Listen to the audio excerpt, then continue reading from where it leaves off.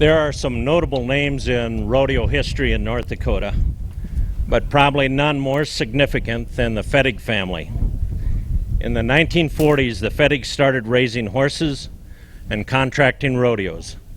The Fettig family produced rodeos in North Dakota, South Dakota, Montana, Canada, and of course took horses to the National Finals Rodeo and were present at the first National Finals in Dallas, Texas. For the next 2 decades, there was a Fettig stock present at most of the national finals.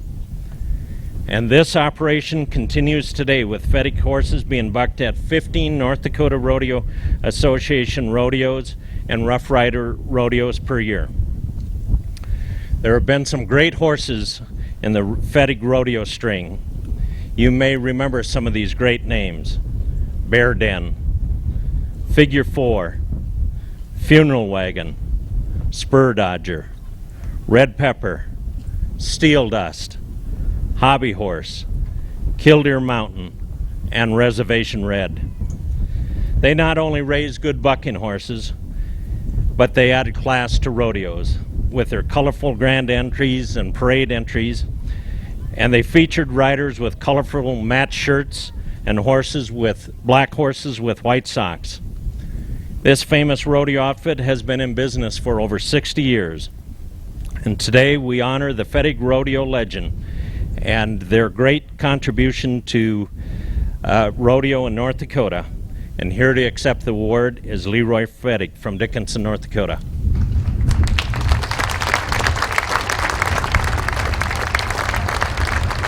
Thank you, Winston. I'd like to first of all thank North Dakota Hobby Hall of Fame Board of Directors and their trustees for giving Fettig Brothers Rodeo Company the recognition of being inducted into the North Dakota Cowboy Hall of Fame. It is a great honor for myself and all the Fettig brother families to be recognized and to be inducted in this manner. As Winston said, Fettig Brothers Rodeo started in the 40s.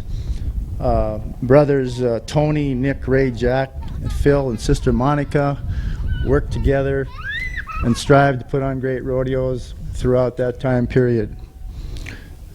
All of the Fettig brothers actually competed in the rodeo arena also, and I wanted to make a little note of that. Tony was the oldest of the brothers, probably competed the most. He went as far as Madison Square Garden to go to the rodeo there in New York back in the late 20s.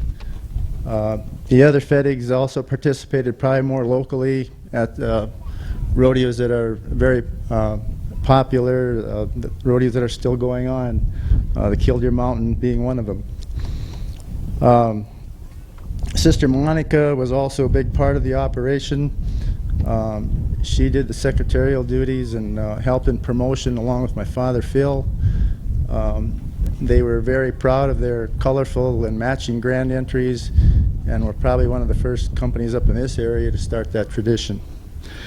She also had a reputation for always having baked cookies all week, and if there was cowboys that were down on their luck from one rodeo to the next, they knew that if they could make it to a Fettig rodeo, they'd at least have cookies and coffee to eat when they got there to interrupt. Each of the brothers all had a job to do in the business. Ray Fettig was usually chute boss. Brothers Nick and Phil served as pickup men. Jack was always a flank man, and Jack's here today, and he's still doing the same job at 86 years old. And as I said before, stand up, Jack. Stand up, Jack.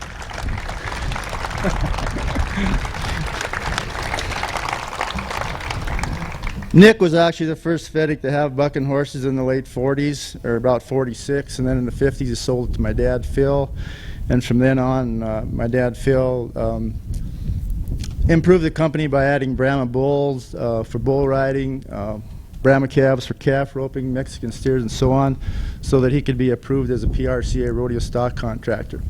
From then on till 1960, till he died in a car accident. That was probably the last era of the Fettig Brothers Rodeo. From then on, Jack took over the company in '61 and changed the name to Fettig Rodeo Company. and continued to put on rodeos through the 70s. As Winston mentioned, there were a lot of great bucking horses and a lot of great rodeos that the Fettigs have been to. I was just a young man at the time, and he mentioned Figure 4, Bear Den, and all those horses. And I often wonder how it would be if I could have them all in one pen right now today and go down the road with those horses. It would be great. Back in those days, they also trailed horses to a lot of the rodeos. We didn't have fancy trailers and trucks, and Ray was usually the trail boss. We'd go to trail horses to Killdeer, Beulah, Sanish, local rodeos like that. We had horses at the Bronc Match in Dickinson and the Home in the Range, and I'll always remember at about 8 years of age, I was sitting in Dickinson. There was about 9,000 people there, and I think the greatest rodeo show on earth is when a young cowboy named Casey Tibbs matched up with Fettig's Figure 4, and a young cowboy from Halliday by the name of Joe Chase had Barnhart's Whiz Bang, and they rode those two horses, and at the whistle they were both on the ground. And I think that was probably the greatest rodeo event there probably ever will be in my mind, and I don't know, I think if some of you were there, you probably will have to agree with me. Jack continues to rodeo. We're down, all he has is bucking horses, takes horses to amateur rodeos. We raise our horses these days. There's not horses around like there was 60 years ago. Each year Jack folds out probably 30-40 mares with that anticipation that there may be another Figure 4 or Funeral Wagon or Red Pepper taking a fresh breath of North Dakota air, or maybe a Too Cool or a Cherokee Charlie come along. We're sitting here reminiscing 60 years later.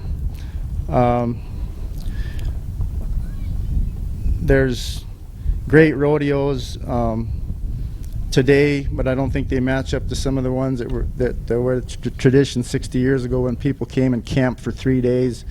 It was a big celebration. At one time they talk about Killdeer Mountain Rodeo having 15,000 people sitting there with Model Ts around the wire arena, and at times they didn't even have a wire arena. The Model Ts just made the arena and they rodeo that way.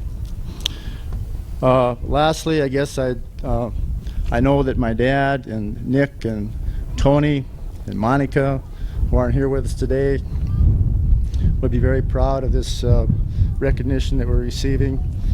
And Ray and Jack are the last two brothers that are still rodeoing. Ray still rides horses and chases them in the Badlands. Jack still's climbing up and down the chutes, gets knocked off once in a while by a bucking horse, and still pulls the old flank straps, and that's what he lives for at 86. And I know that he'll be doing it for many more years if he can.